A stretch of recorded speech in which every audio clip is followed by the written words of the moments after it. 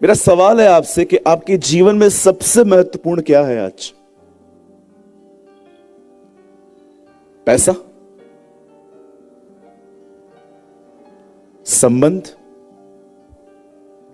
Status, property, honour? Ask yourself. किसी बूढ़े व्यक्ति से बात करो आज रात को, जिसकी एज 55 से 60 क्रॉस हो चुकी है।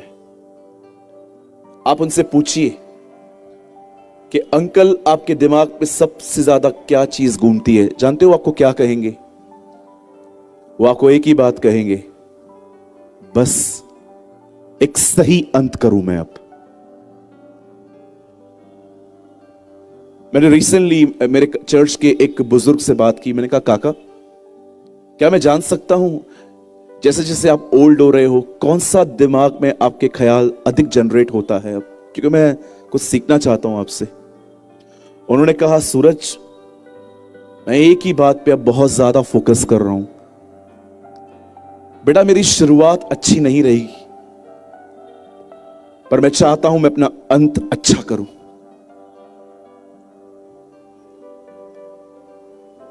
क्या आपने बाइबल मुकद्दस में यह देखा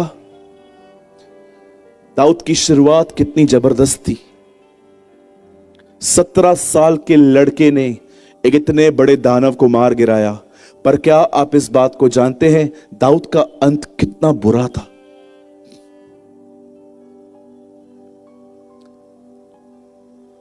आज मैं आप में से जितने भी लोग इस ग्राउंड पर बैठे हैं, मैं आपसे एक सवाल पूछना चाहता हूं। आपने शुरुआत कैसे की थी यह मायने नहीं रखता, आप अंत कैसे करोगे यह मायने रखता है। आप जानते हैं दाऊद ने अंत कैसे किया? दाऊद को उसकी जवानी में किसी व्यक्ति ने बहुत गंदी गंदी गालियां दी थी। उस समय योआत वहीं खड़ा था, उसका सेनापति। योआत ने कहा, राजा, एक शब्द बोल, मैं इसका सर धड़ से अलग करके तेरे पास ले आऊंगा। तब दाऊद ने कहा, इसे रहने दे।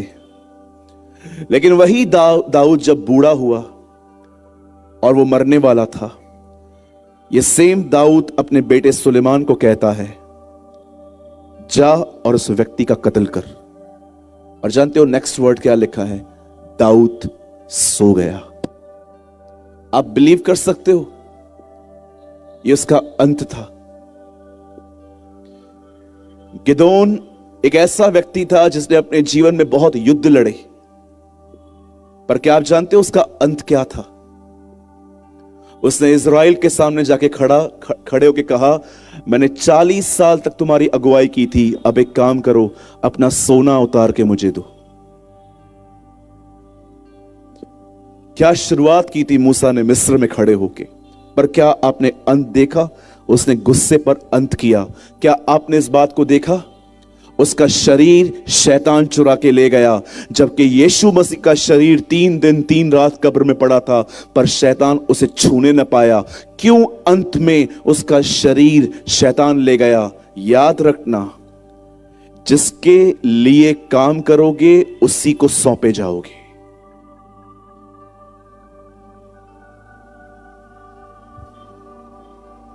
आज मैं आपसे पूछना चाहता हूं,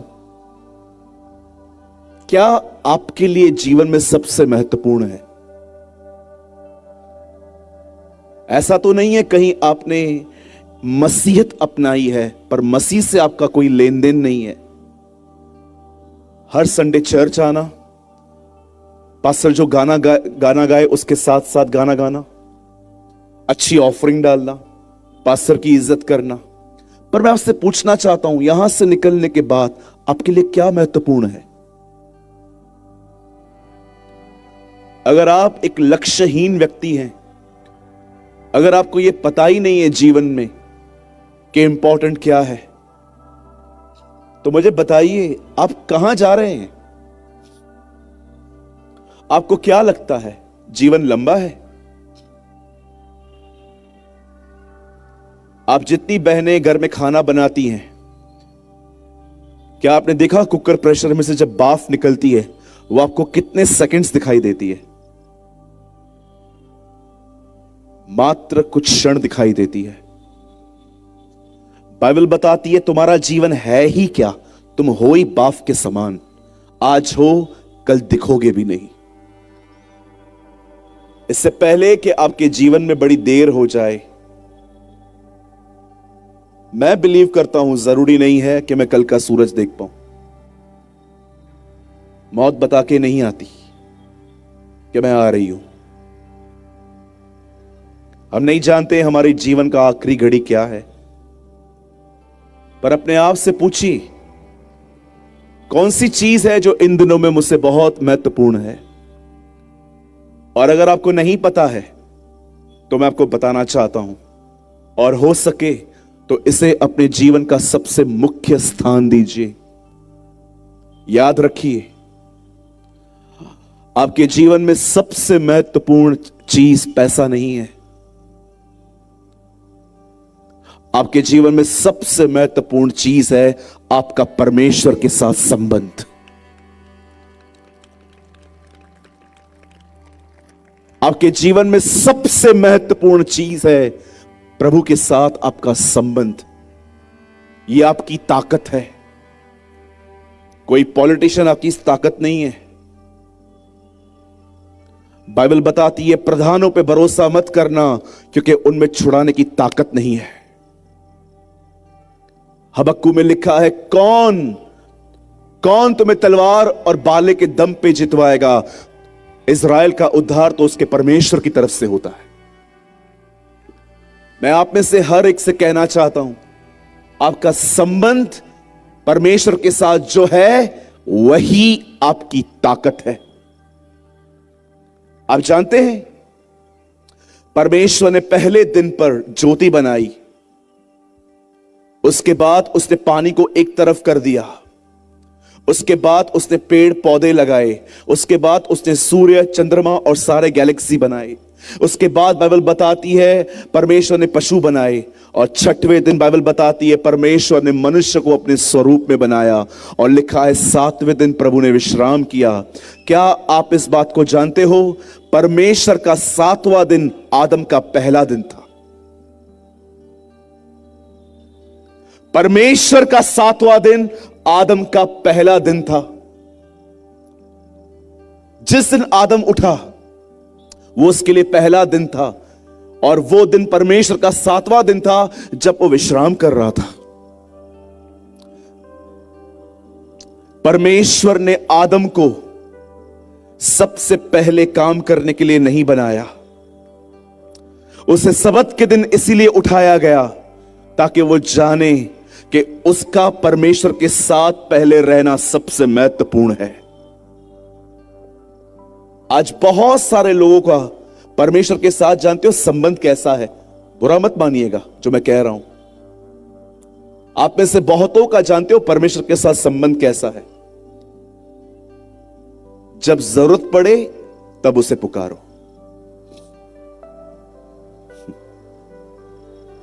जब तकलीफ आए तो उसे पुकारो। मैं आप में से हर एक को जिस हॉल में बैठे हुए हैं, मैं आपको बताना चाहता हूं, यीशु कोई बाबा नहीं है। यीशु कोई चमत्कारी व्यक्ति नहीं है। यीशु कोई अम्ब्रेला नहीं है कि अगस्त के महीने में निकाली, काम हो गया, उसे वापस अंदर रखो। मैं आपको बताना चाहता हूं, यीशु सर्वशक्तिमान परमेश्वर का पुत्र है जो मुर्दों में से जिंदा हुआ है। अगर आप मात्र अपने काम करवाने के लिए यहां पर आए हो कि चलो यहां पर बहुत कुछ ठीक हो जाता है, you are in a wrong place sir. हम यहां पर काम करवाने के लिए नहीं आते, हम यहां पर अपने खुदा को समझने के लिए आते हैं, हम उसे जानने के लिए आते हैं, क्योंकि बाइबल कहती है अनंत जीवन यही है कि हम परमेश्वर को जानें। एक गलत सुसमाचार प्रचार हुआ है इन दिनों में, लास्ट 100 सालों में, जिसमें खुदा का जिक्र नहीं है। मैं अमृतसर में था, पंजाब में, एक पास्टर कॉन्फ्रेंस में। मुझे पास्टरों के बीच में प्रचार करने के लिए बुलाया गया। आज यहां पर जितने पास्टर्स लोग बैठे हैं, मैं आपसे एक सवाल पूछना चाहता हूं, आप क्या प्रीच करते हैं अपने कलीसिया में? ये कि यीशु क्या कर सकता है, कि आप उस व्यक्ति का प्रचार करते हो कि वो कौन है? आज हर कोई नहीं, लेकिन आज बहुत सारे लोग जानते हो क्या प्रचार करते हैं? बेनिफिट्स। तुम्हें यीशु क्या क्या दे सकता है? यीशु तुम्हें चंगाई दे सकता है, यीशु तुम्हें बरकत दे सकता है, यीशु तुम्हें अब्रॉड भेज सकता है, यीशु तुम्हें ये दे सकता है, यीशु तुम्हें वो दे सकता है। सर मैं एग्री हूं, यीशु ये सब कुछ करता है, पर मैं आपसे एक बात पूछना चाहता हूं, आखिरी बार तुमने उसकी वापसी का प्रचार कब किया था? आखिरी बार तुमने कब बताया था कि उसे क्या पसंद है? आखिरी बार आपने उसके स्वभाव का प्रचार कब किया था? अगर मैं इन सभाओं में खड़े होके चंगाई और छुटकारों का प्रचार करता ना, आप बिलीव कीजिए, वो जो लास्ट में दीवार है ना सफेद, उसके बाहर भी लोग खड़े होते। किसको नहीं चाहिए चंगाइयां? आपको पता है एली की मौत कैसे हुई? उसकी गर्दन तोड़ी गई थी। ये जो हिस्सा है ना, ये यहां से लेके यहां तक से सर कहते हैं। मसीह कलीसा का सर है, और यहां से बात जो नीचे का हिस्सा आता है ना, उसे देह कहा जाता है, जो कलीसा को दर्शाता है। जानते हो उसकी गर्दन क्यों तोड़ी गई? परमेश्वर ने भविष्यवाणी की, अब मैं प्रीस्टहुड, अब मैं प्रचारक को बदल रहा हूं, अब मैं उन लोगों को इकट्ठा करूंगा जो तुम्हें मेरी इच्छा पे चलना सिखाएंगे। और देखिए उसके बाद दाऊद आया। मैं आप में से बहुतों को नहीं, लेकिन मैं आप में से कुछ लोगों को यह कहना चाहता हूं, sir I am telling you with my honour, मैं इज्जत के साथ आपको कहता हूं, आपको वो कहना चाहिए जो बाइबल मुकद्दस कहती है। बाइबल नहीं कहती कि यीशु चमत्कारों के लिए आया, ये सब बात में था। इवन कई बार चमत्कारों का प्रचार करने के बाद वो लोगों को मना करता था कि किसी को मत कहना।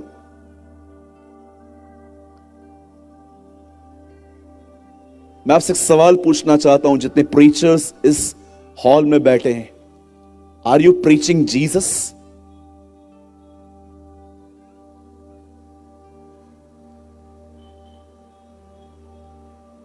जब मार्टिन ल्यूथर अपने दिनों में खड़े हुए और उन्होंने कहा कि यह संदेश गलत है जो तुम दे रहे हो, तब उसके काउंसलर्स ने मार्टिन ल्यूथर से एक बात पूछी, अगर तू ये बंद करवा रहा है तो तू उसके बदले में लोगों को क्या देगा? मार्टिन ल्यूथर ने कहा, मैं उन्हें यीशु दूंगा।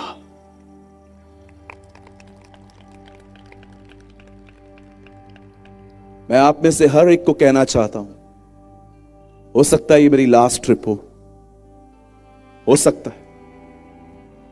सकता है इसी साल हमारा प्रभु आ जाए, और मैं आप में से हर एक को कहना चाहता हूं, आज सीरियसली मुझे परमेश्वर ने कहा, तू आज स्टेज पे खड़े होके कहना, यहां पर कुछ प्रचारक हैं जिनको अपने संदेशों को बदलने की जरूरत है।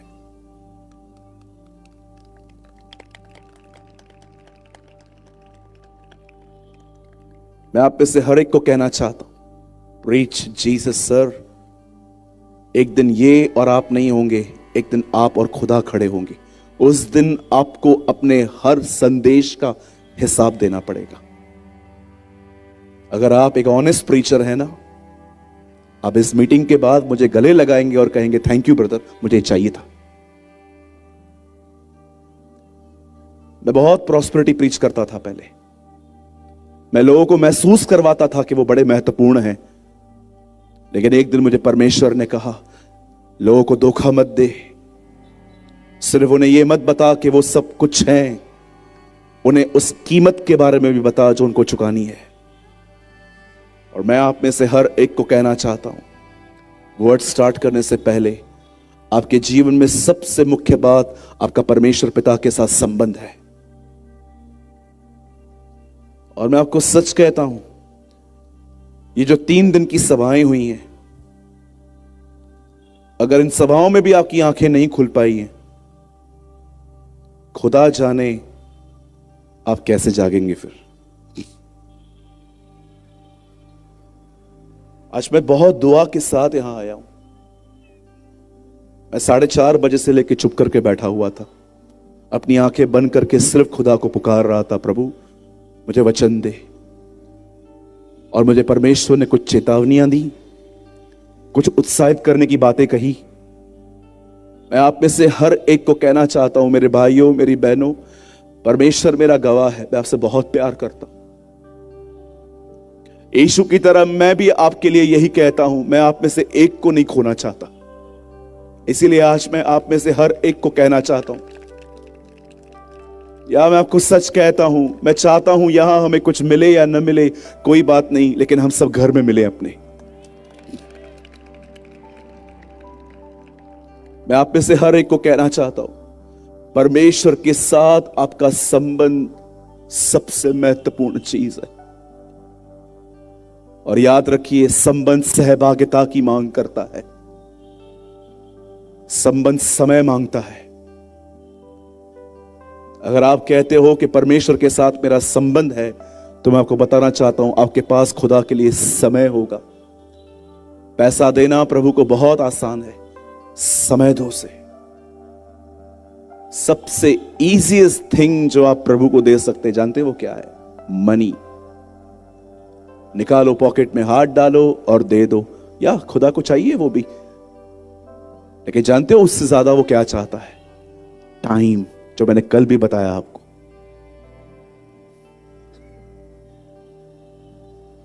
आइए अपने पास वाले से कहिए, परमेश्वर के साथ हमारा संबंध इस दुनिया की सबसे महत्वपूर्ण चीज है।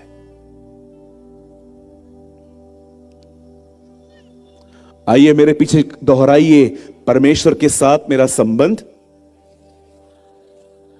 इस दुनिया की सबसे महत्वपूर्ण चीज है। क्या आपने यीशु को देखा? उसने क्रॉस पे एक बार यह नहीं कहा कि परमेश्वर पिता मुझे दर्द हो रहा है। What a God we have। लेकिन उस जानते हो उसने क्या कहा? हे परमेश्वर तूने मुझे क्यों छोड़ दिया? उसे फर्क नहीं पड़ा जब उस पे थूका गया, उसे फर्क नहीं पड़ा जब उसको कीले मारे गए, उसे फर्क नहीं पड़ा जब उसके बैंजनी कपड़ों को फाड़ के उसे नंगा करके वो उसको यरूशलेम से ले गए, उसे फर्क नहीं पड़ा जब लोग गालियां दे रहे थे। जानते हो उसे फर्क कब पड़ा? जब बाप ने उसे छोड़ दिया, उसे तब फर्क पड़ा। एक बार मेरे प्रभु ने क्रूस पे ये नहीं कहा, पिता बस अब मुझसे बर्दाश्त नहीं हो रहा, मेरे हाथ तोड़ दिए हैं, मेरे पैर इन्होंने तोड़ दिए हैं। यीशु के मुंह पे थूका गया था, वो थूकी उसके मुंह पे लगी हुई थी, लेकिन उसने एक बार भी ये नहीं कहा कि पिता बस अब खत्म कर, मेरा बदन और नहीं उठा पा रहा। लेकिन जानते हो, जब उसके ऊपर संसार के पाप आए और परमेश्वर ने उसके ऊपर पाप देखकर अपने मुंह को उससे हटा दिया, जब सर धड़ से अलग किया गया, तब उसने कहा, हे परमेश्वर तूने मुझे क्यों छोड़ा? उसे फर्क नहीं पड़ा जब लोगों ने उसकी बेइज्जती की। और आपको पता है आज की मसीहत उल्टी है। खुदा के साथ संबंध नहीं है, इससे कोई फर्क नहीं पड़ता लोग क्या कहते हैं, इनसे बड़ा फर्क पड़ता है। सोचो क्या कंडीशन हो गई है हमारी कि परमेश्वर के साथ संबंध नहीं है, इसका कोई फर्क नहीं पड़ रहा हमें। लेकिन कोई हमारे कलीसिया के अंदर कोई हमारे लिए दो बातें कहे, हमें कलीसिया को छोड़ने के विचार आ जाते। क्या स्टेट आ गई है, सोचो।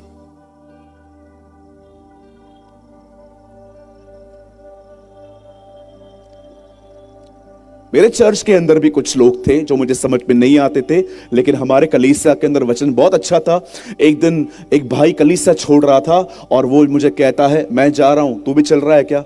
मैंने कहा, सर आप जा सकते हो, मैं क्यों जाऊं, मुझे वचन मिलता है यहां। मैं आपसे पूछना चाहता हूं, क्या खुदा के साथ आपका संबंध आपके जीवन में सबसे प्राइमरी थिंग है?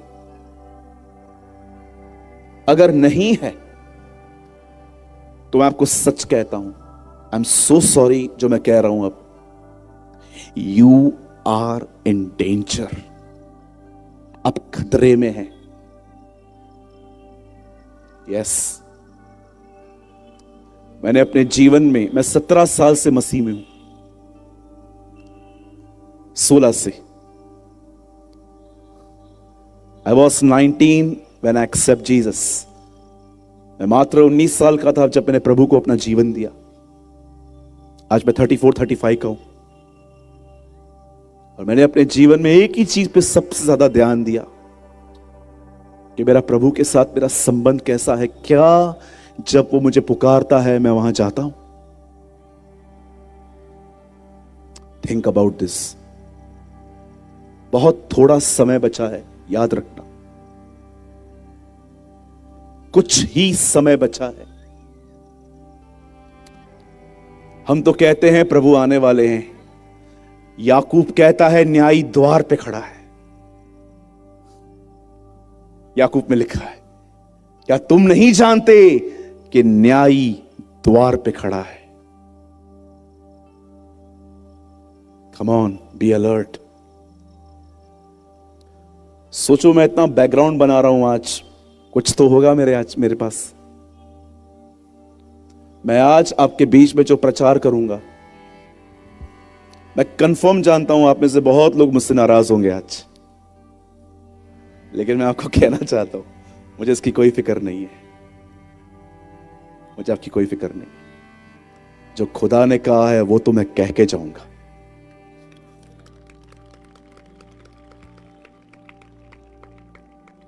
सब तैयार हैं? पूछो अपने पास वाले से, आप तैयार हैं?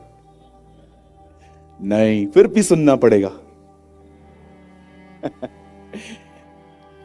Okay, thank you. आइए, मैं चाहता हूं आप अपने दिल को अभी थोड़ा तैयार करें। ये बातें मेरे मन में खुदा ने दी, इसलिए मैंने आपको कह दी। अब मैं संदेश में आना चाहता हूं। सब तैयार हैं? पीछे वाले कुछ नहीं बोल रहे हैं। ओह, प्रेज द लॉर्ड। वाओ। चलिए, आज मेरे संदेश का नाम है मेमने का विवाह, the marriage of the lamb. Oh, I believe with all my heart, आज हृदय छेदे जाएंगे। मैं विश्वास करता हूं आज यहां पर सब खुदा की ओर फिरेंगे। मैं आपके साथ खुदा की तरफ फिरूंगा। आमीन। मैं चाहता हूं आज आप मेरे साथ खोलें the last book of the Bible, revelation. आइए हम सब खोलेंगे प्रकाशित वाक्य।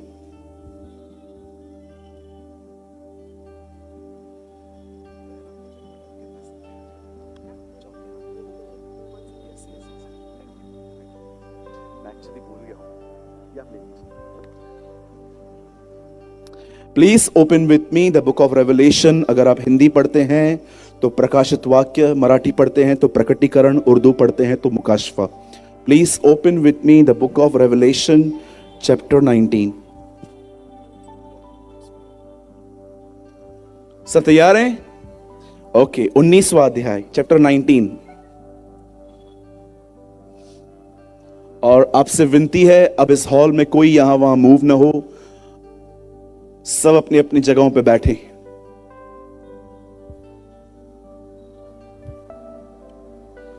और मैं आपके लिए एक आयत पढ़ रहा हूं, 19वें अध्याय का 7वां वचन, जिसमें लिखा है, आओ हम आनंदित और मगन हों और उसकी स्तुति करें, क्योंकि मेमने का विवाह आ पहुंचा है और उसकी दुल्हन ने अपने आप को तैयार कर लिया है। मैं 3 गिनूंगा, 3 गिनने पर आप में से हर एक को यह वचन अपनी अपनी बाइबल में जोर से पढ़ना है। 1 2 3।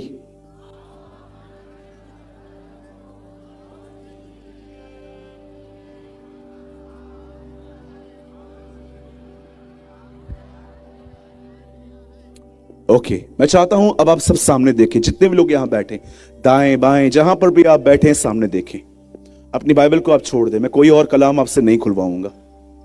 मैं चाहता हूं अब आप सब सामने देखें, सुनिए।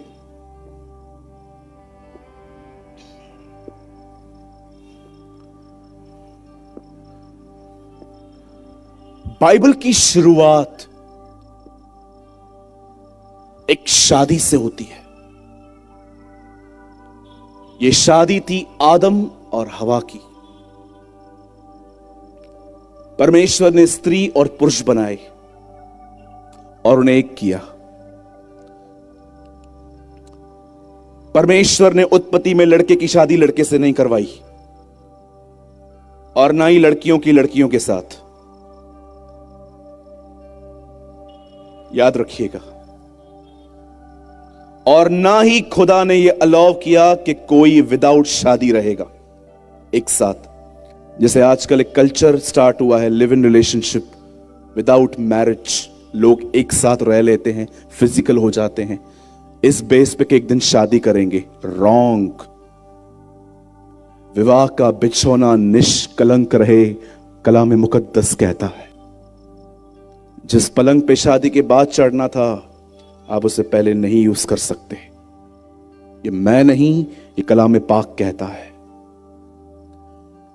मेरे बाइबल की शुरुआत एक शादी से होती है। एडम एंड ईव की मैरिज। नए नियम में यीशु मसीह ने पहला चमत्कार एक शादी में किया। वो काना नगर में आया, जहां पर एक विवाह था, जहां पर अंगूर की रस, दाखरस समाप्त हो गई। कुछ शराबी लोग जो होते हैं ना, जो मसीह के अंदर रहते हैं, उन्हें लगता है प्रभु ने वहां पर वाइन पी थी।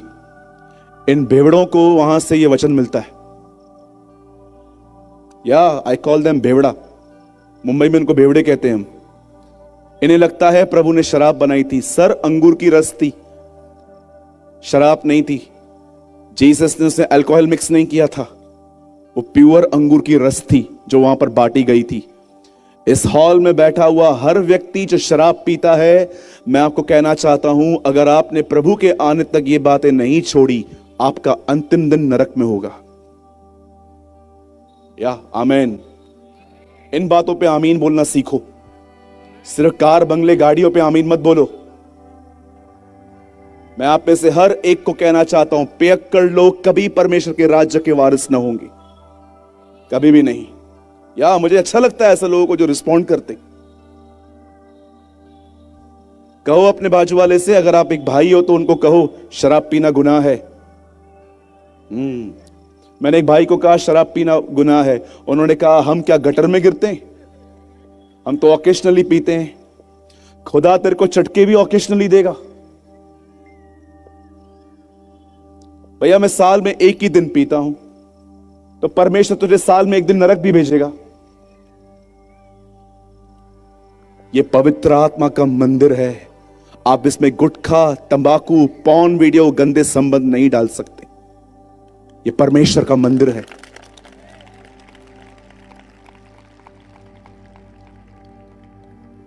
आप इस पर टोबैको नहीं डाल सकते। नहीं, मैं तंबाकू खा के दिखा रहा हूं। होते हैं ना बहुत लोग, चर्च से निकलेंगे बाहर, आप बोल गोवा खा रहा हूं, तुझे खुदा गोवा भेज देगा एक दिन। रायपुर देखने के लिए तरस जाएगा भाई। कहिए जोर से मेरे पीछे, अपना दाहिना हाथ उठाइए और कहिए मैं परमेश्वर का मंदिर हूं और परमेश्वर का मंदिर पवित्र है। यस। बहुत लोग को लगता है शराब चलती है। भैया पॉल ने कहा ना तीमुथियुस को, क्या कहा? थोड़ी थोड़ी दाखरस लिया कर। मिस्टर बेवड़ा, मीटिंग के बाद मिल, मैं तुझ में से दुष्ट आत्मा निकालता हूं। कितनी बड़ी बात है ना। लोग वचन को यूज करते हैं शराब पीने के लिए। मैंने एक भाई से बात की, उन्होंने कहा मुझे प्रभु ने कहा है मैं पी सकता हूं। मैंने कहा यह स्वर्ग का प्रभु नहीं है, यह पृथ्वी का प्रभु होगा तेरा। बाइबल बताती है ना, एक संसार में भी ईश्वर है। कौन है वो? शैतान।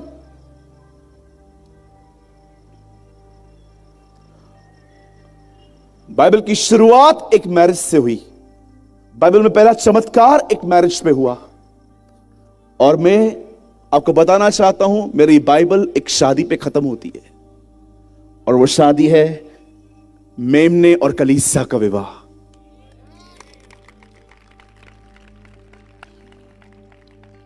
क्या आप इस बात को जानते हैं? परमेश्वर ने आपको पवित्र आत्मा क्यों दिया?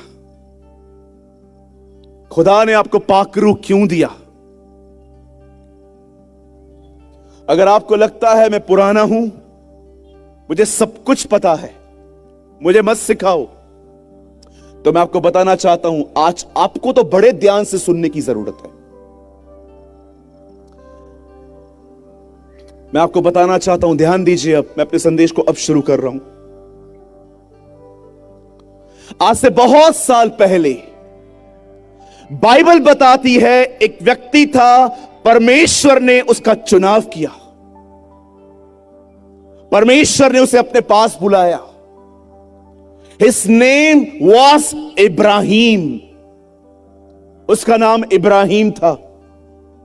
कलाम पाक कहता है, प्रभु उसके साथ प्रतिज्ञा के साथ आया, हे इब्राहिम,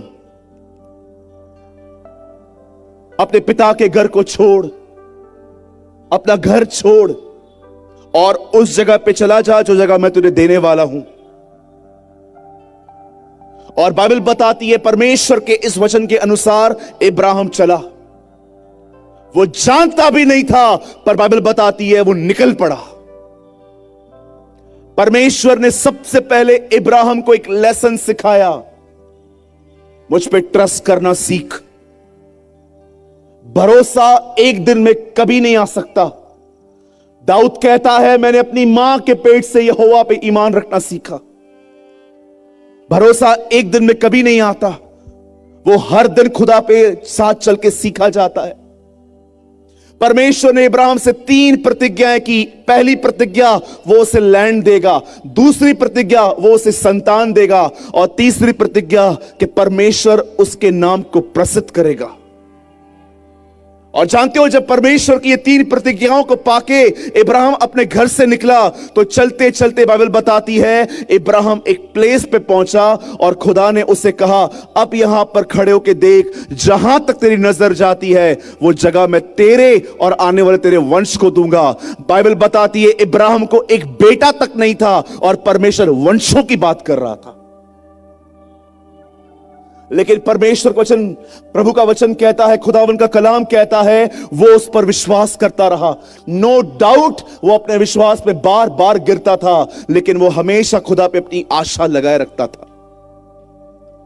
और एक दिन ऐसा हुआ, When Abraham was 99 years old, जब इब्राहिम 99 वर्ष के हुए, तब बाइबल मुकद्दस कहती है, परमेश्वर ने उसके पास विजिट की और परमेश्वर उसे इस बार कुछ अलग बातें करने के लिए आया। और प्रभु उसको कहता है, हे इब्राहिम, भयभीत न हो, मैं तेरा वही परमेश्वर हूं जिसे तुझे दर्शन दिया था। और परमेश्वर उसके बाद सारा से बात करता है, इब्राहिम से बात करता है, और प्रभु कहता है, इसी वर्ष अगले साल तू एक बेटे को जन्म देगी, तू उसका नाम इसहाक रखना। और बाइबल साफ कहती है, सारा प्रेग्नेंट हुई, वो गर्भवती हुई। याद रखिए, इब्राहिम में बच्चा पैदा करने की ताकत थी, पर सारा में कंसीव करने की ताकत नहीं थी। कलाम पाक कहता है, सारा की मरी हुई गर्भ को देखकर इब्राहिम निराश न हुआ। वचन कहता है, मरी हुई गर्भ।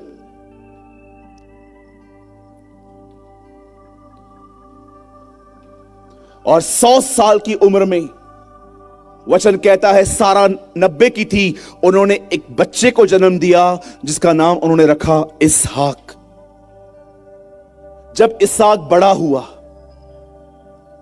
जब वो ग्रोन अप होने लगा, जब वो मैच्योर होने लगा, जब उसके अंदर सेक्सुअल फीलिंग्स ग्रो करने लग गई, जब उसके अंदर की जो अभिलाषाएं थी जागने लगी, तब एक समय ऐसा आया जब इब्राहिम को लगा, अब मुझे इसका विवाह कर देना चाहिए।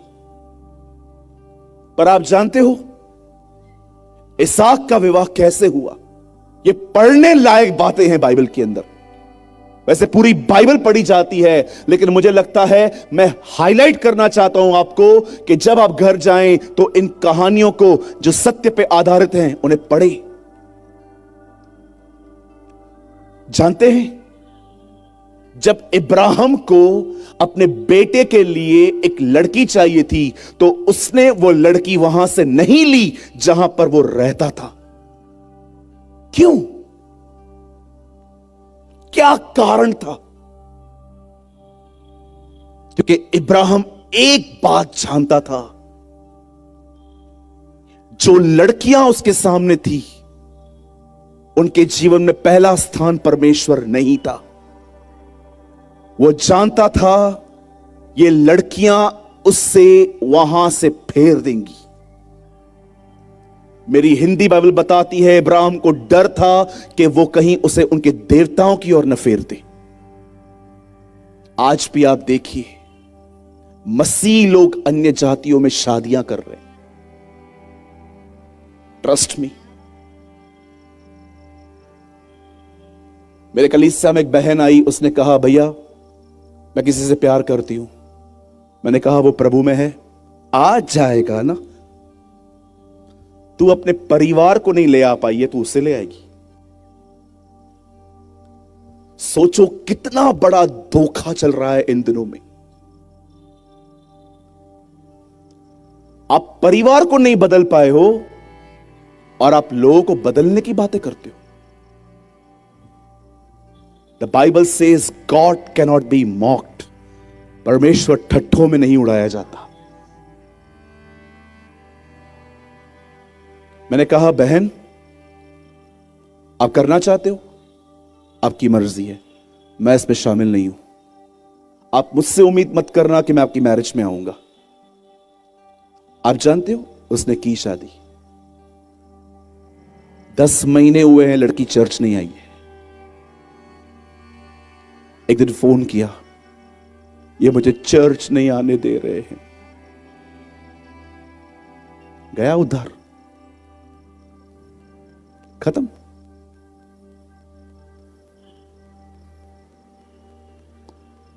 पौलुस कहता है असमान जुओं में मत जूतो। ये जुआ एक समान होना चाहिए, ऊपर नीचे नहीं। क्या आपको पता भी है उनके आराधना के तरीके और आपके आराधना के तरीके कितने अलग हैं? मुझे आज भी याद है, मैं एक नॉन क्रिश्चियन फैमिली में गया था और जब मैं वहां पर खाने के लिए प्रार्थना कर रहा था वो मुझ पे हंस रहे थे। ये क्या कर रहे हो, खाने के लिए प्रार्थना? हम तो नहीं करते। मेरा नेचर उन्हें इरिटेट कर रहा था। मैं बार बार कह रहा था मैं खुदा से पूछूंगा, मैं खुदा के सामने दुआ करूंगा, मैं प्रभु के सामने रखूंगा, प्रभु की मर्जी पूरी हो। अंत में उन्होंने मुझे परेशान होकर कहा आप बहुत ही इशू करते हो। आज आप में से बहुत लोग ब्लाइंड होंगे, नहीं नहीं ब्रदर सब ठीक है, लड़का अच्छा है। Okay, just wait and watch. मजाक समझ के रखा है बहुतों ने इन चीजों को, लेकिन इब्राहिम के लिए मजाक नहीं था। इब्राहिम के लिए उसके पुत्र से अधिक उसका उद्धार था। वो चाहता था भले शादी लेट हो, कैसी भी हो, पर मेरा बेटा खुदा के साथ बना रहे। मैं आप सब पेरेंट्स से पूछना चाहता हूं, अपने बच्चों के लिए रिच फैमिली देख रहे हो, अब्रॉड की फैमिलियां देख रहे हो, कि अपने परिवार में अपने बच्चों के लिए गॉडली फैमिलीज देख रहे हो? ब्रदर कोई रिश्ता तो बता दो। अच्छा कौन सा रिश्ता? ये मेरी लड़की है, अभी 22 की हो रही है, अभी से चलाएंगे तो 1 साल के बाद शादी हो जाएगी। कोई अब्रॉड का लड़का है क्या? हाँ लेकिन दारू पीता है। हाँ वो तो सब पीते हैं। ओह, पता नहीं कौन सी बाइबल है आपके पास। मुझे लगता है आपके पास कोई न्यू प्रिंटेड बाइबल आई है जो आज की जनरेशन में किसने लिखी है। मेरी बाइबल बताती है बगैर पवित्रता के उसे कोई देख नहीं सकता।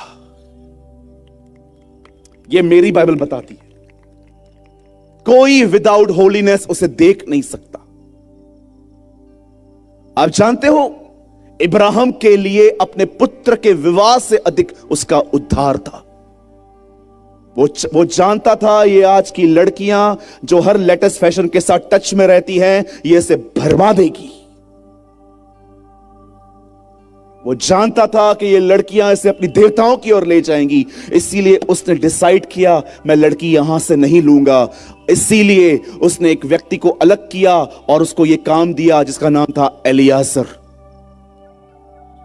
उसने एलियाजर को कुछ गोल्ड दिया, कुछ ऊंट दिए और कहा जा मेरे गांव में जा, वहां से एक लड़की को लेकर आ। और बाइबल बताती है 20 ग्राम के कुछ बैंगल लेकर, वचन कहता है एलियाजर अपने हाथों में ऊंट को लेकर निकला और रास्ते पे ये दुआ करते गया कि प्रभु मैं प्रार्थना करता हूं जो भी लड़की आपने मेरे स्वामी के बेटे के लिए रखी है वो खुद सामने आए और कहे क्या मैं तेरे ऊंटों को पानी पिलाऊं। मैं सोच रहा था प्रभु ये किस तरह के चिन्ह रखते हैं ये लोग, पानी पिलाऊं। आप जानते हो एलियाजर क्या मांग रहा था प्रभु से? आज रात को सोने से पहले ऊंट के ऊपर थोड़ी स्टडी करो। हम पानी बॉटल और ग्लास में पीते हैं, वो एक साथ हजारों लीटर पानी पी जाते हैं।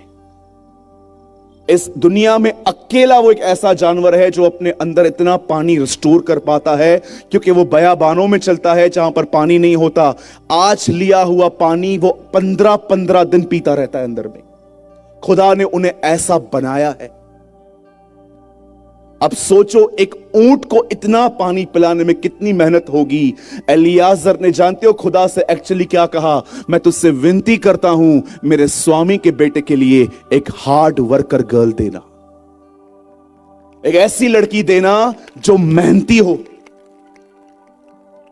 नीति वचन में लिखा है मनुष्य की पहचान उसकी प्यारी सी जुबान और उसके कड़क हाथों से होती है। आज उल्टा हो गया है, जुबान कड़क हो गई है, हाथ सॉफ्ट हो गए। मनुष्य की पहचान उसकी जुबान और उसके कड़क हाथों से की जाती है।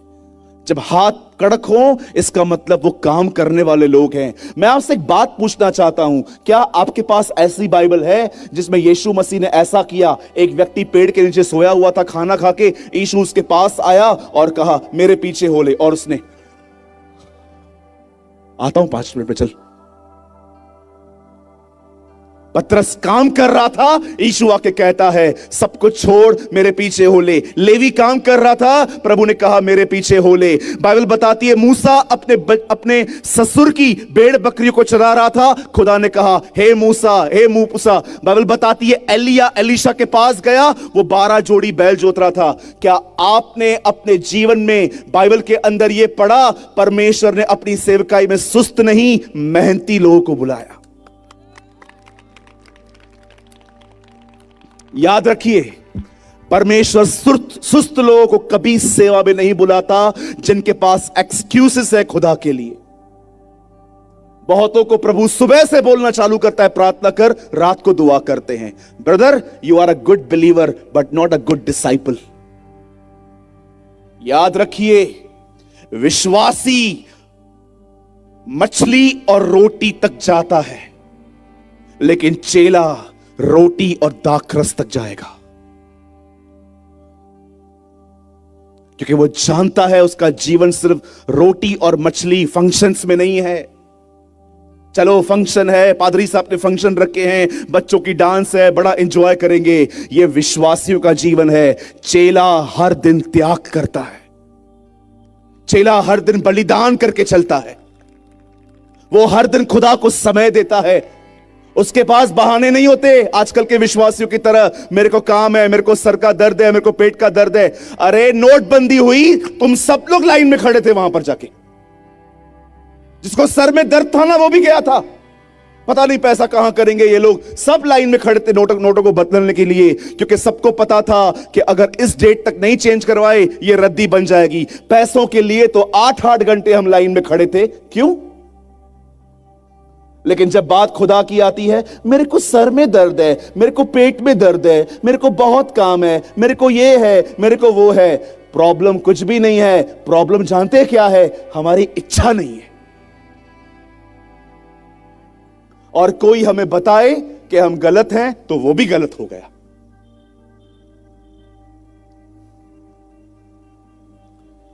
जब बाइबल बताती है एलियाजर ने दुआ की और वो एक कुएं पे पहुंचा, और कुएं पे लिखा है रिबेका वहां पर आई और रिबेका ने कहा, हे मनुष्य, क्या मैं तेरे ऊंटों को पानी पिलाऊं? वहीं पर एलियाजर समझ गया, यही वो लड़की है जो परमेश्वर ने मेरे स्वामी के बेटे इसहाक के लिए चुनी है। एलियाजर ने बैंगल लिए, उसके हाथ में डाले, लेकिन एलियाजर जानता था ये कस्टम वाली गर्ल है, ये ऐसे ही नहीं होगी। जानते हो रिबेका ने कंगन पहनने के बाद क्या कहा? कितने लोगों ने बाइबल में पढ़ा? रिबेका ने कहा, चलो चलो चलो चलो चलो चलो।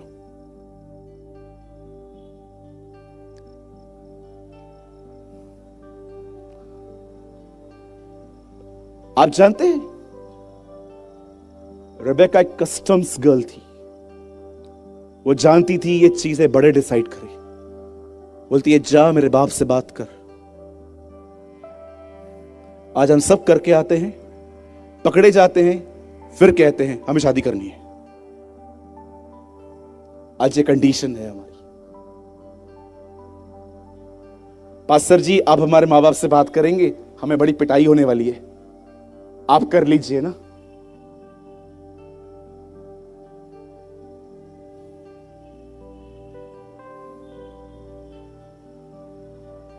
और वचन कहता है बड़ी आसानी से रिबेका को छोड़ दिया गया। लाबान खुश हो गया कि रिश्ता इब्राहिम के घर से आया है। उससे कहा, तू जा, चली जा। वचन कहता है 1 महीने का रास्ता था वो। हर दिन वो चलते गए चलते गए चलते गए। अब मैं आपसे एक सवाल पूछना चाहता हूं, विशेषकर भाइयों से और बहनों से, जवान लोगों से। मैं आपसे एक सवाल पूछना चाहता हूं, ये पूरा महीना जब रिबेका एक ऊंट पर कंगन पहन के बैठी थी और एलियाजर ऊंटों की अगुवाई कर रहा था आगे आगे चलने के लिए, मुझे बताइए रास्ते पे चलते चलते रिबेका ने उससे क्या क्या सवाल किए होंगे? आजकल की बहनें क्या करती? सिर्फ ये जो पहनाया है ये इतना ही है कि इसके बाद भी तुम लोग के पास कुछ है? हाँ, अच्छा एलियाजर सुन तो, 1 मिनट रुक तो। हाँ बीबी जी, क्या हुआ? तुम लोग के पास ऑडी है ना? मैं मारुति में नहीं बैठती हूं। अच्छा ओके, और तुम लोग के पास क्या क्या है मुझे बता। अरे बैठ, किधर लेके जा रहा है पहले बता, किधर? आजकल आपने शादी के फॉर्म पढ़े, क्या क्या लिखा रहता है? जो लोग शादी करना चाहते फॉर्म भरते ना, well settle, good looking, God fearing.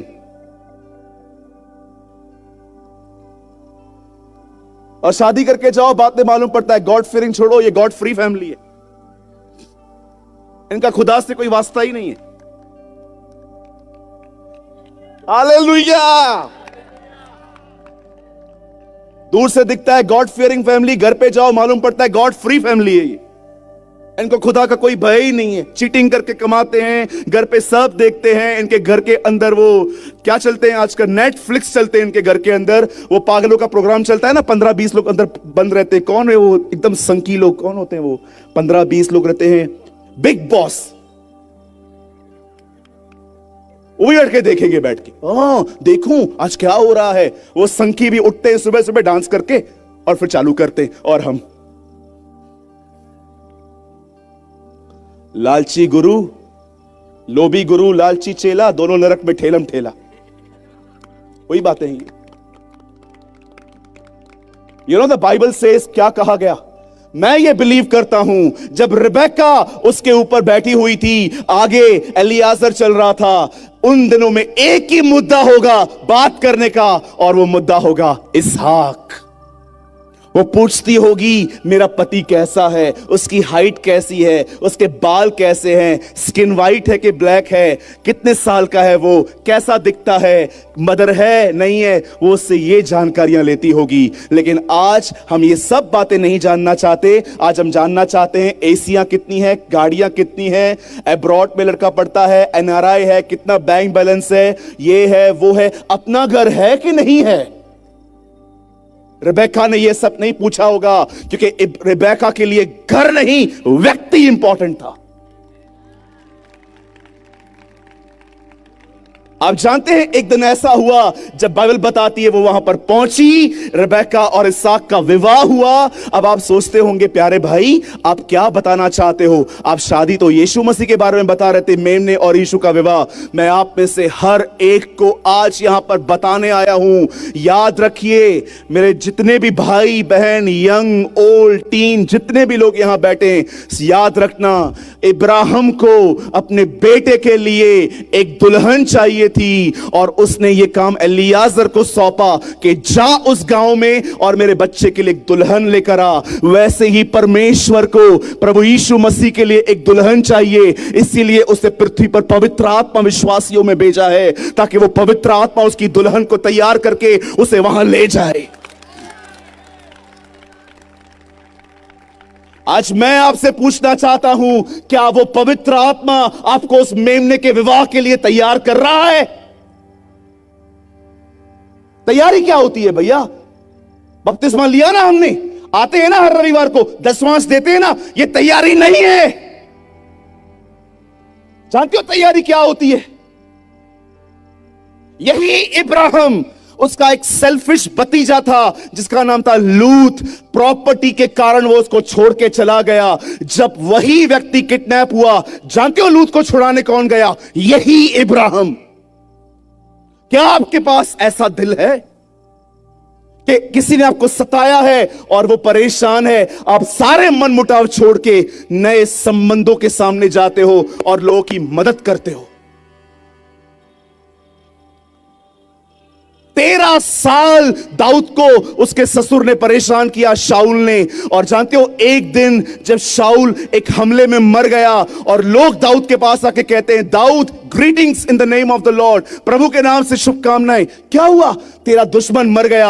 ओ दाऊद ने पेड़े नहीं बांटे, बाइबल बताती है दाऊद ने वस्त्र फाड़े और औरतों को कहा तुम्हें रंग बिरंगी कपड़े पहनाने वाला मर गया। उसने सोल्जर्स को कहा तुम्हारी तलवार को ऑयल घसने वाला मर गया। वहां पहाड़ थे, दाऊद कहता है हे पहाड़ों नीचे हो जाओ, यरूशलेम के वीर मर गए। आप में से कितने लोग ये बात जानते हैं? दाऊद अपने दुश्मनों के लिए विलाप कर रहा था।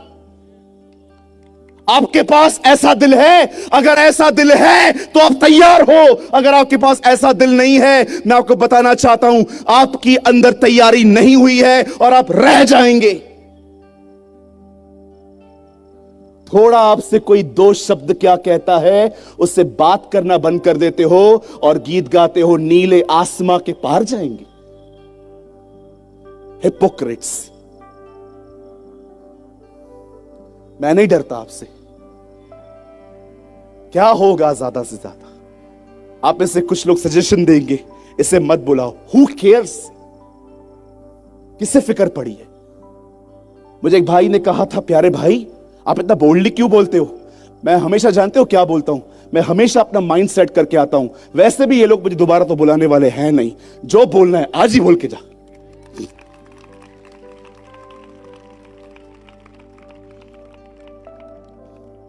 मैं आपसे पूछना चाहता हूं, क्या आपके पास पवित्र आत्मा ने ऐसा हृदय दिया है? क्या कहता है दाऊद बतिशबा के साथ सोने के बाद? वो खुदा से ये नहीं कहता है मैं आज के बाद पाप नहीं करूंगा, मुझे अनुग्रह देना। वो कहता है मेरे अंदर एक नया दिल पैदा कर।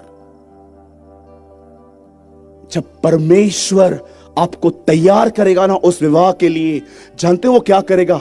आज आपके पास पवित्रता वाला दिल नहीं है, जानते हो आपके पास क्या है? Behaviour modification. कलीसिया में आके कैसे एक्टिंग करनी है, कलीसिया में आके बैठना है, हर एक को स्माइल देनी है और अंदर ही अंदर मरता भी नहीं है तू जल्दी।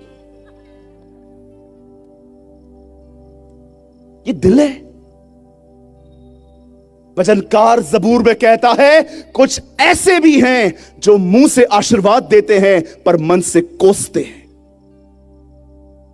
आपसे पूछना चाहता हूं, यहां पर जितने भी लोग इस कलीसिया के जो सदस्य हैं, मैं उनसे भी बात करना चाहता हूं। मैं जानना चाहता हूं क्या इन दिनों में पवित्र आत्मा आपको हर दिन सैंक्टिफाई कर रहा है?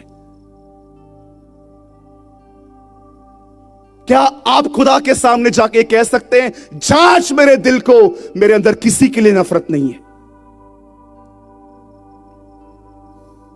जब परमेश्वर एक व्यक्ति को अपने दूल्हे के लिए, यीशु के लिए उस दुल्हन को तैयार करेगा, जानते हो वो तैयारी कहां करेगा? वो दिन प्रतिदिन आपके हृदय को शुद्ध करेगा। याद रखिए, खुदा को ये बिहेवियर मॉडिफिकेशन नहीं चाहिए आपका। वो सामने आया, हेलो जी, प्रेज द लॉर्ड, जय मसीह की, हालेलुया।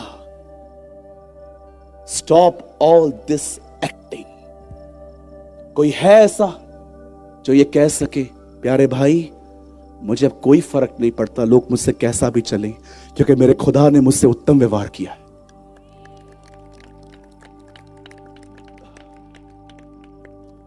सोचिए, थिंक अबाउट दिस। सोचो इस बारे में। 13 साल तक दाऊद को शाऊल परेशान करता रहा, लेकिन जब वो मर गया, पढ़ के देखो कलाम मुकद्दस क्या कहता है, शाऊल के लिए विलाप गीत।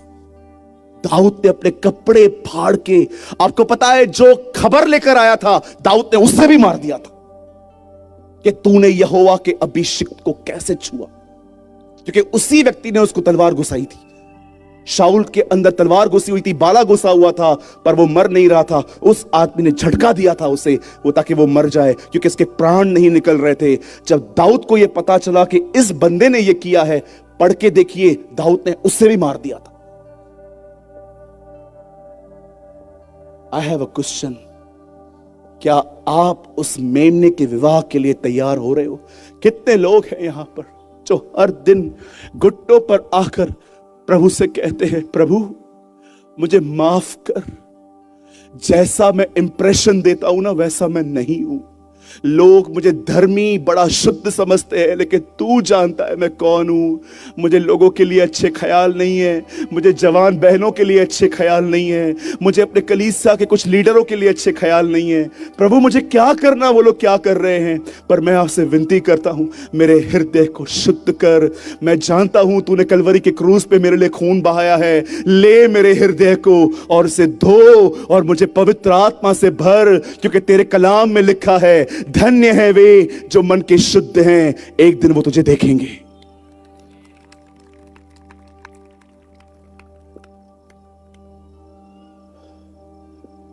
देखो, आओ हम मगन हों और उसकी स्तुति करें, क्योंकि मेमने का विवाह आ पहुंचा है, क्योंकि उसकी दुल्हन ने अपने आप को तैयार किया।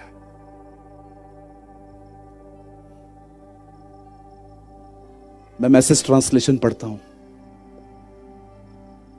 मेरे बाइबल में लिखा है, यूहन्ना अपनी पत्री में लिखता है, हे भाइयों तुम जानते हो उसके आने में मात्र 1 घंटा बचा है। मेरी मैसेज ट्रांसलेशन का एक आयत मुझे यह बताती है, यूहन्ना 2022 साल पहले लिखता है, ये आखिरी घंटा है। और आज मैं इस मंच पे भाई सूरज प्रेमानी, मुंबई जीसस लाइफ चर्च से आपको बोलना चाहता हूं, अब 1 मिनट बचा है। 1 मिनट। याद रखिएगा, परमेश्वर कभी देर नहीं करता। इसी ग्राउंड पे मुझे एक आदमी ने एक सवाल किया था, मुझे ताना मारा था कि तुम बहुत बोलते हो यीशु आ रहा है, यीशु आ रहा है, क्यों नहीं आता तुम्हारा यीशु? जानते मैंने इसको क्या उत्तर दिया? मैंने कहा, योर मैथमेटिक्स इज रॉन्ग, तुम्हारे हिसाब किताब में गड़बड़ी है। मतलब मैंने कहा, पृथ्वी पर जब 1000 साल पूरे होते हैं तब स्वर्ग में 1 दिन पूरा होता है। प्रभु की दृष्टि में 1000 साल 1 दिन के समान है।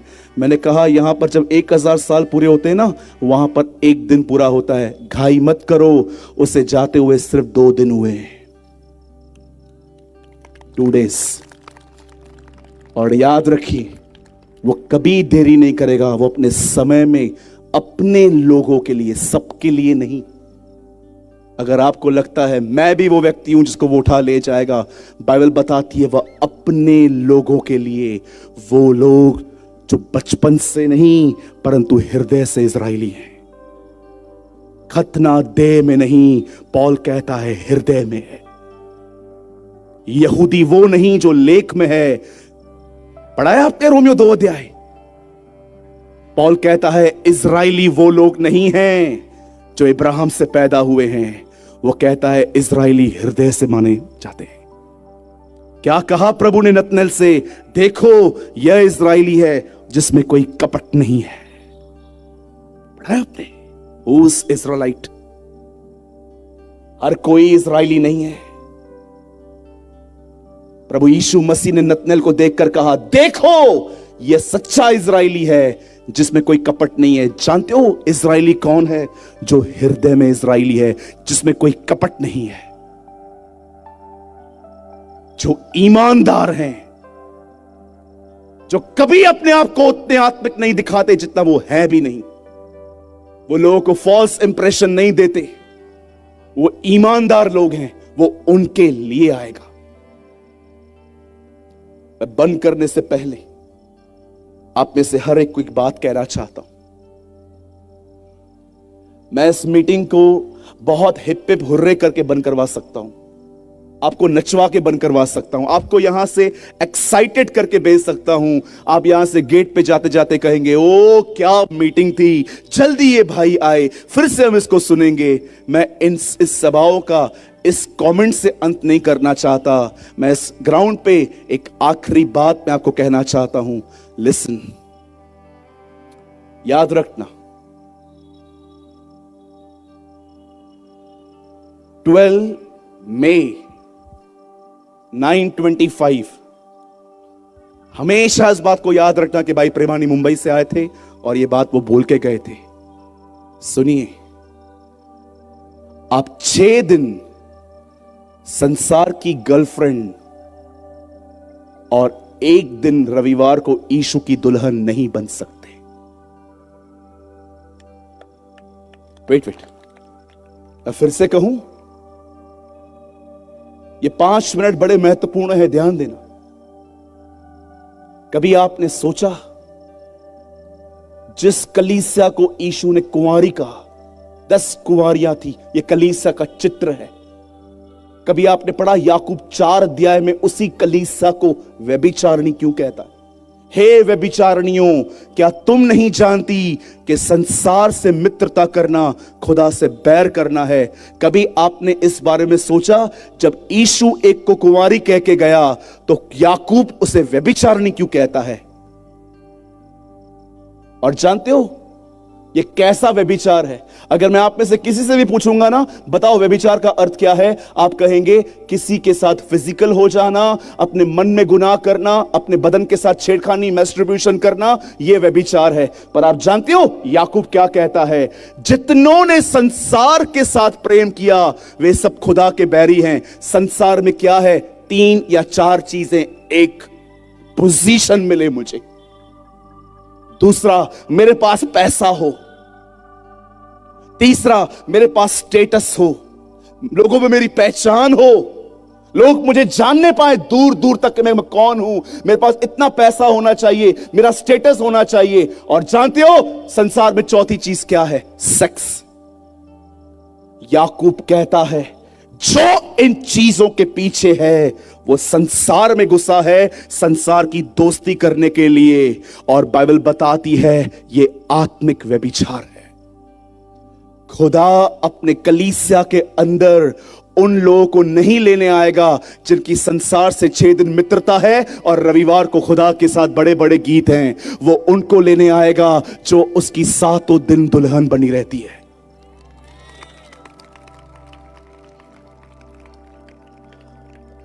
मैं आपको फिर से कहता हूं, व्यभिचार सिर्फ ये मत समझना कि पराये शरीर को छूना होता है। संसार की तरह देखकर उसकी तरह बनना, उनकी तरह सीखना, उनकी तरह जीना, याद रखना एक व्यभिचार है। ये मैं नहीं, परमेश्वर का वचन कहता है। क्या तुम नहीं जानती? वहां पर फीमेल नेम यूज किया गया है। क्या तुम नहीं जानती? ये बात बहनों को नहीं लिखी गई है, ये बात कलीसिया को लिखी गई है। क्या तुम नहीं जानती संसार से मित्रता करना परमेश्वर से बैर करना है? याद रखिए, जब मैं कहता हूं ना संसार, इसका मतलब मैं इस दुनिया की बात नहीं कर रहा। ये दुनिया किस तरह से चल रही है उसे संसार कहते हैं। इसीलिए वचन कहता है संसार उस दुष्ट से है। मेरे भाइयों, मेरी बहनों, हो सकता है कल की सुबह भी हम न देखें, हो सकता है वो आज रात को ही अपने लोगों को लेने आ जाए। मैं आप में से हर एक को कहना चाहता हूं, प्रभु मुझे ये दे, प्रभु मुझे ये दे, प्रभु मुझे ये दे, प्रभु मुझे वो दे, ये सब बात में मांगो। पहले परमेश्वर से कहो, प्यूरिफाई माय हार्ट, मेरे दिल को शुद्ध कर, मेरे हृदय को पवित्र कर। बहुत गड़बड़ है प्रभु मेरे हृदय में, बड़ा करप्ट हूं मैं पैसों के लिए, बहनों के लिए, अपने नाम के लिए। अब मुझे ये सब नहीं चाहिए। मैं सिर्फ एक ही बात चाहता हूं कि जब तू वहां आए तो तू मुझे पहचाने कि मैं तेरा हूं। आज परमेश्वर आपको मौका दे रहा है। और जानते हो खुदा सबसे ज्यादा उम्मीद आज इस ग्राउंड पे किससे करता है? उनसे जो पुराने हैं।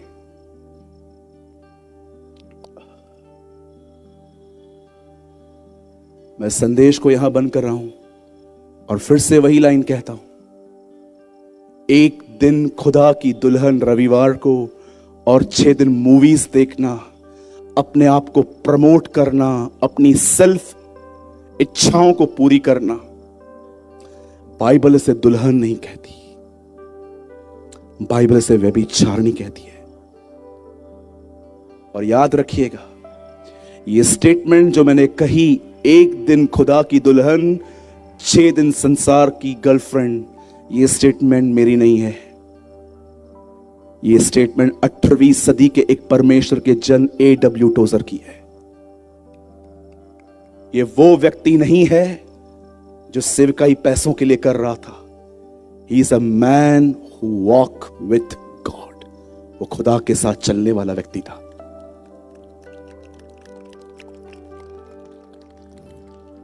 और मैं इन्हीं संतों के कंधों पे खड़े होकर बात करता हूं। ये सब मेरी नींव है। कम ऑन, रियलिटी में आइए, पहचानिए खुद को, आप कहां हैं। पहचानिए अपने दिल को कि उसमें क्या है। कितनों की शक्लें पसंद नहीं है आपको, कितनों के व्यवहार पसंद नहीं है। कितने वो लोग हैं जिनको देखकर आप कलीसिया में कहते हो वहां नहीं बैठना है, यहां बैठेंगे हम। पहचानो खुद को, तुम कहां हो, पहचानो। I am not joking, I am serious. पहचानो खुद को।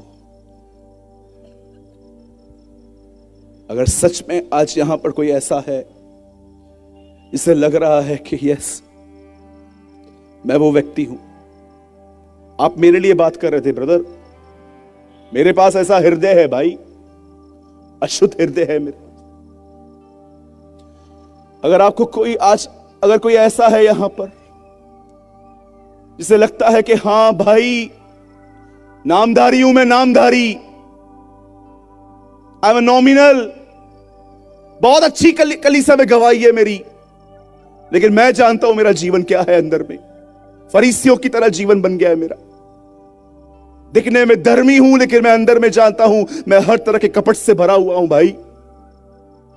मैं आपको सच कहता हूं, ये सभाएं रोज रोज नहीं होती। धन्यवाद हो इस कलीसिया के लीडर्स का जिन्होंने इतनी मेहनत करके इन मीटिंग्स को ऑर्गेनाइज किया, आपके लिए किया। अगर आपको ऐसा लगता है कि ब्रदर ये जो आखिरी जो मैसेज था ये मेरे लिए था। हमारे हर एक वीडियोस का यह पर्पस होता है कि आप हर एक वीडियो से कुछ ना कुछ सीखें।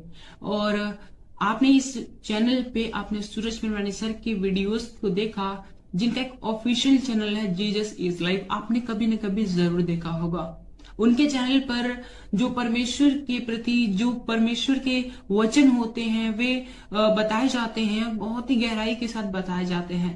और उनका हर वचन 1 से 1.5 घंटे का होता है। तो मैं भी उनकी वीडियोस को वॉच करता हूँ, देखता हूँ और उनकी वीडियोस से मैं सीखता हूँ। और जब मैं उनकी वीडियोस को देखता हूँ तो मुझे बहुत इंपॉर्टेंट मैसेजेस भी देखने को मिलते हैं, जो कि उन प्रीचेस के बीच में या फिर कहीं बीच में देखने को मिल जाते हैं। तो मैंने सोचा कि उनके वीडियोस से जो इम्पोर्टेंट मैसेजेस हैं मैं आपके साथ शेयर करूं, जो कि 20 मिनट 30 मिनट के होंगे। मैं उनकी 1.5 घंटे 1 घंटे की वीडियोस में से 20 से 30 मिनट की जो इम्पोर्टेंट मैसेज वाली सीरीज है मैं आपके साथ शेयर करता हूं। तो आई होप आपको ये सीरीज अच्छे लगते होंगे, आप इनसे कुछ ना कुछ सीखते होंगे। मैं नहीं कहता कि सूरज बिमरानी सर के 1.5 घंटे की वीडियोस में केवल 20 से 30 मिनट ही इंपॉर्टेंट मैसेज होता है। मैं केवल इतना कहना चाहता हूं कि उनका हर एक वर्ड जो परमेश्वर की ओर से होता है बहुत इंपॉर्टेंट है और हमारे जीवन में रोल प्ले करता है। लेकिन हम उन बहुत ही सारे के सारे पॉइंट्स इंपॉर्टेंट है, बट उनसे भी ज्यादा इंपॉर्टेंट जो पॉइंट होता है मैं आपके साथ शेयर करता हूं और आप इस चैनल पे उन वीडियोस को देखते हो। आप चाहो तो मेरे चैनल पे जाकर काफी सारे वीडियोस देख सकते हो, जो कि सूरज बिमरानी सर के मैसेजेस हैं, जो परमपिता परमेश्वर के वचन हैं, आपको वहां पर देखने को मिल जाएंगे और बहुत ही गहराई के साथ सूरज बिमरानी सर ने आपके साथ शेयर किया है। मेरी आशा है कि आप ये वीडियोस देखकर ब्लेस होते होंगे, क्योंकि इन वीडियोस पर इस चैनल पर काफी कुछ कमेंट्स आते हैं जिसमें कुछ लोग कहते हैं, ज्यादा नहीं कहते, बस 1-2 लोग का मैसेज मुझे ऐसा देखने को मिला, वो ऐसा कमेंट करते हैं कि दूसरे के मैसेजेस को कॉपी क्यों करते हो और अपने चैनल पे अपलोड करके उसे अपना बनाते हो, अपना कहते हो। तो मेरा उनको केवल यही रिप्लाई है, क्योंकि परमपिता परमेश्वर का वचन सभी के लिए है और हमारा काम है परमपिता परमेश्वर के वचनों का प्रसार करना और लोगों तक पहुंचाना, चाहे वो किसी के भी द्वारा कहे गए हो, चाहे वो किसी के द्वारा प्रचार किए गए हो। लेकिन हमें केवल इतना करना है कि हमें उन वचनों को, परमपिता परमेश्वर के जो वचन है, उन्हें लोगों तक पहुंचाना। हमारा केवल यही उद्देश्य है कि परमपिता परमेश्वर का वचनों का किसी न किसी तरीके से प्रचार होना चाहिए। वो चाहे हम खुद प्रचार करें या फिर कोई भी प्रचार करे, अगर हम उन प्रचार को लोगों तक पहुंचा रहे हैं तो इसमें कोई भी गलत बात नहीं है, इसमें कोई भी बुरी बात नहीं है। हमारा काम है केवल परमपिता परमेश्वर के वचनों का प्रसार करना, उन परमपिता परमेश्वर का कार्य करना और इसके अतिरिक्त हमें कुछ नहीं सोचना। और जितने लोग ऐसा सोचते हैं, मेरे हिसाब से, मेरे अनुभव के हिसाब से, मैं जैसा मैंने समझा है उसके हिसाब से ये वचन देखने नहीं आते और ये वचन देखकर भी इन्हें कोई फायदा नहीं होने वाला, क्योंकि उन्हें इन बातों में दिलचस्पी है कि कौन किसका क्या कॉपी कर रहा है, कौन कैसे काम कर रहा है, कौन वचन बता रहा है, कौन वचन नहीं बता रहा है। केवल उन्हें इन्हीं बातों से मतलब है। उन्हें इस बात से मतलब नहीं है कि वचन उन तक पहुंचा, उनको इस बात से मतलब है कि वचन किसके द्वारा पहुंचा। वचन से उनको मतलब नहीं है कि वचन हमारे पास आया, वचन क्या है क्या नहीं है, क्या सिखाता है, उनसे कोई मतलब नहीं है। लेकिन उनको इस बात से पूरा मतलब है कि वचन किसके द्वारा आया है, कौन कर रहा है, कैसे आया है, उनको इससे मतलब है। क्या आया है, वचन में क्या आया, उनसे उनको मतलब ही नहीं है। तो ऐसे लोगों को मैं केवल यही रिप्लाई देना चाहूंगा कि वो इन बातों पर ध्यान ना दें। अगर आप तक परमेश्वर के वीडियोस पहुंचते हैं, ज्ञान के वीडियोस पहुंचते हैं, तो आप उन्हें देखें और उनसे ज्ञान प्राप्त करें और परमेश्वर के ज्ञान में बढ़ें और इसके अतिरिक्त वो कुछ ना करें। लेकिन अगर वो इससे ज्यादा कुछ करते हैं तो परमेश्वर के लिए यह ग्रहण करने के योग्य नहीं होगा और वो वीडियो देखेंगे, आधा घंटा 1 घंटा जो भी समय देंगे, उनका समय देना व्यर्थ हो जाएगा। वचन कहता है कि हम जो करें पूरे मन से करें। फरीसियों को यीशु मसीह ने सीधे सीधे कह दिया कि ये लोग तो केवल फालतू के टाइम वेस्ट करते हैं, परमपिता परमेश्वर की आराधना उपासना करते हैं जो कि व्यर्थ है, मजाक करते हैं लोग। इन लोग की आराधना प्रार्थना मैं स्वीकार नहीं करूंगा, क्योंकि इनके मन मुझसे दूर हैं। ये आते तो मेरे पास हैं, लेकिन इनका मन, इनकी सोच, इनका जो हृदय है वो मुझसे दूर है। और परमपिता परमेश्वर ने कहा मन से दीन बनो, मन के शुद्ध बनो। मन हर जगह परमपिता परमेश्वर ने मन को प्राथमिकता दी है। और जब यीशु मसीह ने कह दिया कि फरीसियों के मन उनसे दूर है, तो वो कैसे परमेश्वर के पास हो सकते हैं, कैसे वो यीशु मसीह के नजदीक हो सकते हैं। इसलिए अगर हमें परमपिता परमेश्वर की उपस्थिति में चलना है, परमपिता परमेश्वर के कार्य को करना है, तो हमें इन बातों पर ध्यान नहीं देना, कौन क्या कर रहा है, कैसे कर रहा है, क्या कर रहा है, इस बात पे ध्यान नहीं देना। हमें इस बात पे ध्यान देना है कि वचन क्या है, वचन क्यों है, वचन कैसे है, मेरे जीवन में वचन कैसे लागू होगा, अगर ये वचन मेरे पास पहुंचा है तो मैं इन वचनों पर कैसे चल सकता हूं, और अगर मैं नहीं चल सकता तो क्यों नहीं चल सकता। फिर जाकर इन सभी रीजंस को दूर करो, और जब रीजंस दूर हो जाएंगे तो फिर आप परमपिता परमेश्वर के वचन में ऑटोमेटिकली ही ग्रोथ करोगे, ऑटोमेटिकली ही बढ़ते जाओगे, और इसमें कोई भी गलत बात नहीं है। सो आई होप आपने इस वीडियो के शेयर किए जाने के पर्पस को आपने समझा होगा। तो आज की वीडियो को हम यहीं तक रखते हैं, मिलते हैं नेक्स्ट वीडियो में आप सभी को। जय मसीह की, प्रेज़ द लॉर्ड।